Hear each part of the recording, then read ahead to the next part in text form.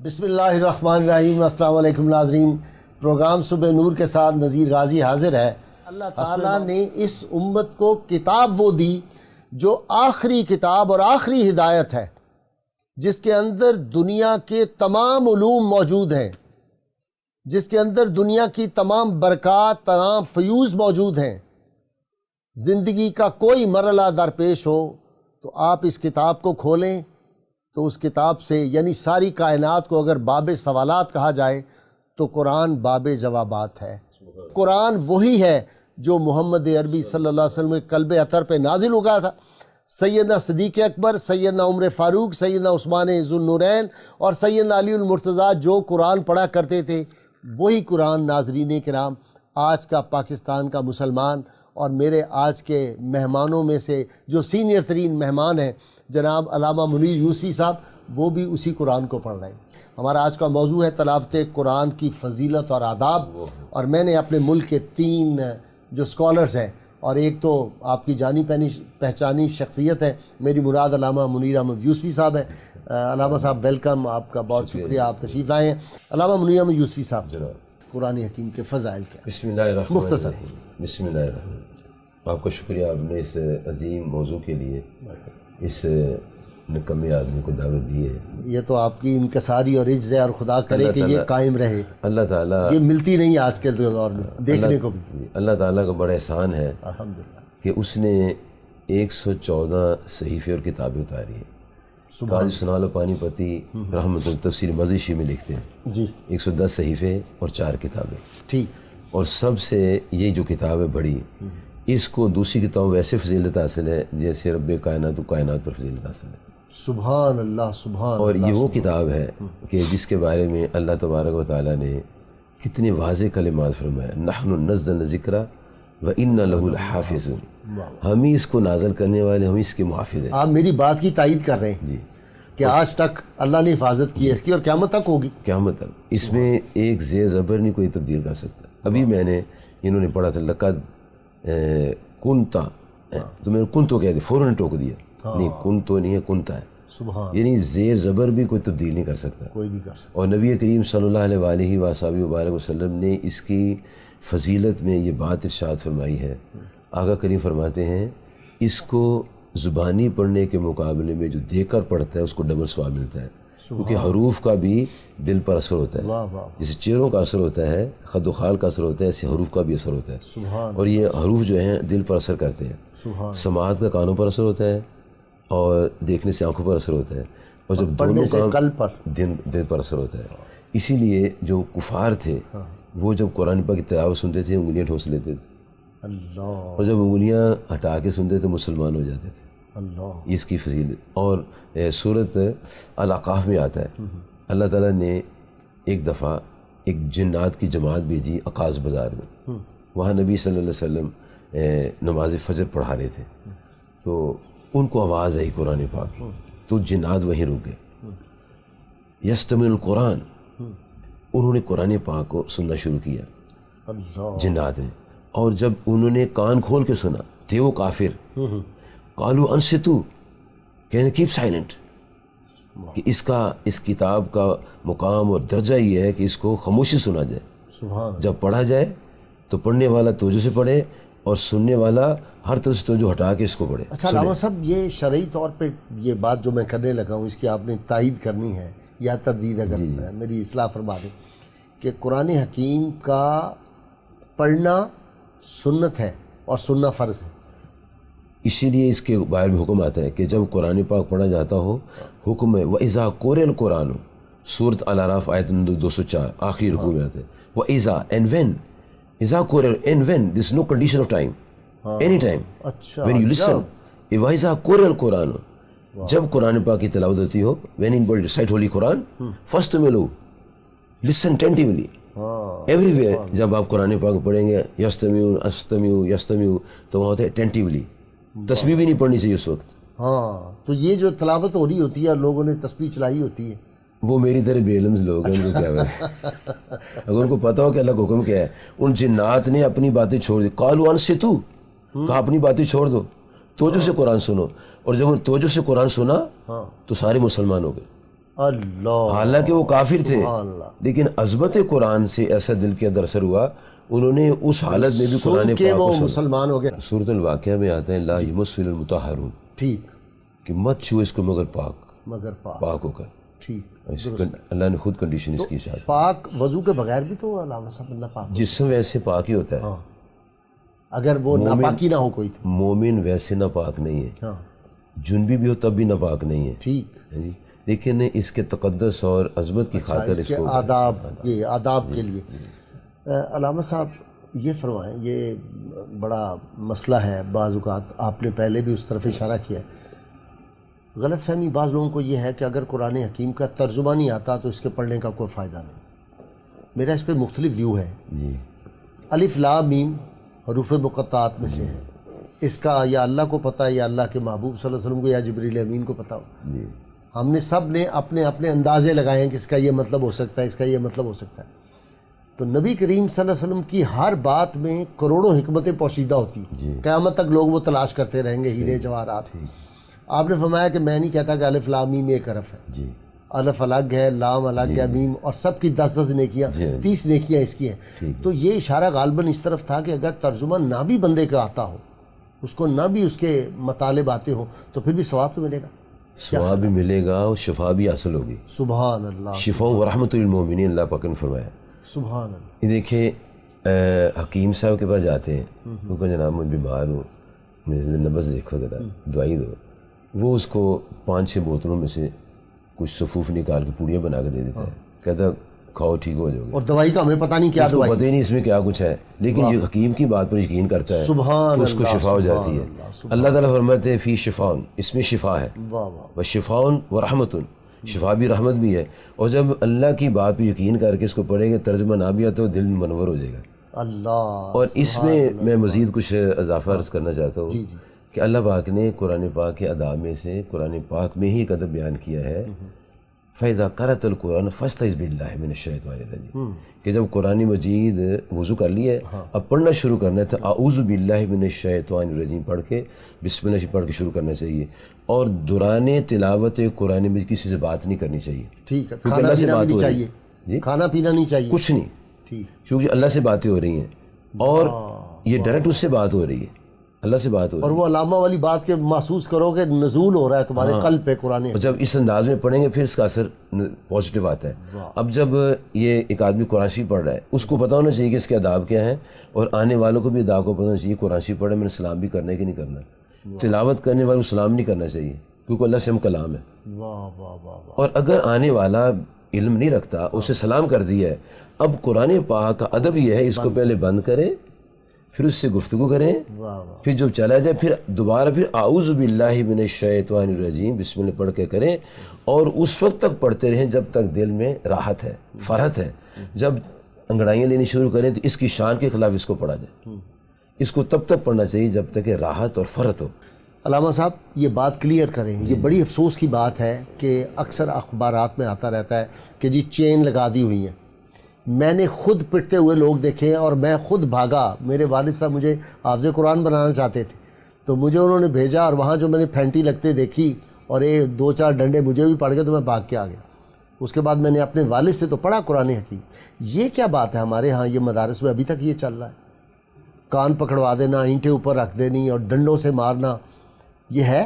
اس میں رہنمائی تو نبی کریم صلی اللہ علیہ وسلم سے لینی ہے نا، سیرت سے، یہ ذرا بتایا۔ 2 بزرگ ایسے تین بزرگ ایسے تاریخ میں آئے ہیں جو مارتے نہیں تھے، غوث اعظم پیروں کے پیر شیخ عبد القادر جیلانی، مولانا صدر احمد صاحب رحمۃ اللہ علیہ، اور حاجی مسلم نگینہ صاحب رحمۃ اللہ، کبھی نہیں مارتے تھے، سبحان اللہ، محبت کرتے تھے۔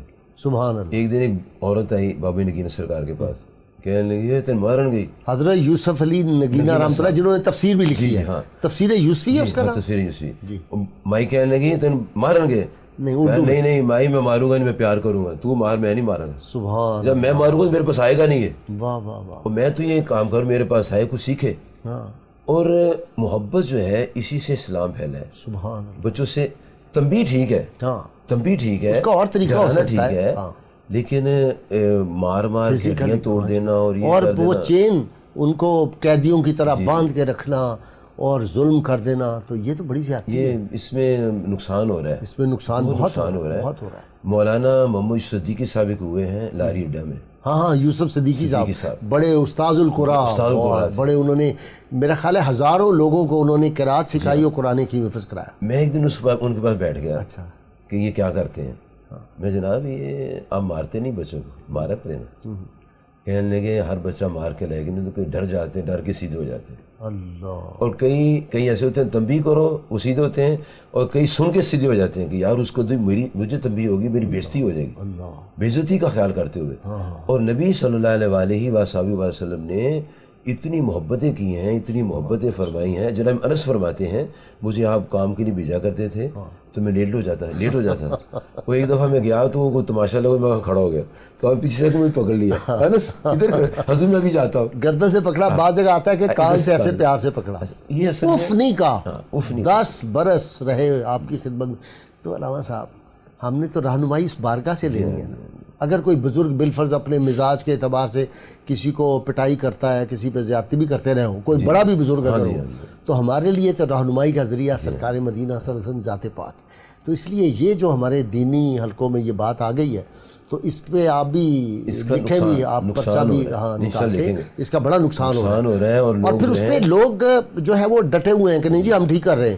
اب دیکھیں جو آپ نے بھی پڑھا ہے خیرکم من تعلم وعلمہ، تم میں سے بہترین وہ لوگ ہیں جو قرآن پاک سیکھتے ہیں اور سکھاتے ہیں، اس کا علم حاصل کرتے ہیں، اور اس کے علم کی برکات یہ ہے کہ دل میں نور آ جاتا ہے، نور والے کو مارنا چاہیے۔ قرآن حکیم جتنا کسی کو آتا ہوگا اگر وہ قیامت کے روز پڑھے گا تو اس کو اتنا نہیں ملے گا جنت وہ میں۔ ایک علیحدہ چیز ہے کہ جتنا پڑھے گا اس کو درجہ ملے گا، لیکن حفاظ کرام کے بارے میں آتا ہے کہ اللہ تعالیٰ حافظ قرآن سے فرمائے گا حافظ قرآن تو نے دنیا میں لوگوں کو قرآن سنا ہے، آج اب رب کو سنا، اور اس کو جب وہ پڑھے گا تو اس کو پر لگ جائے گے۔